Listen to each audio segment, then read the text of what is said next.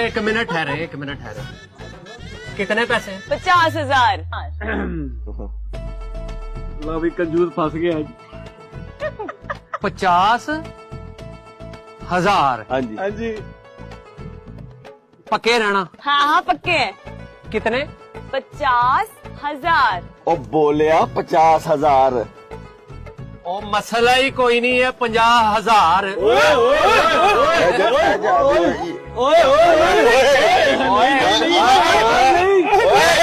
ओए अपने काट रहा हूँ, क्या हुआ? एक मिनट ठहरो।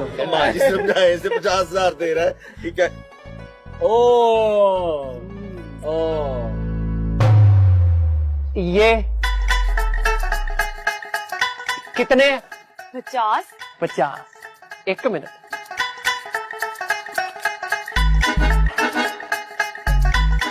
ये कितने? 1000। 50,000।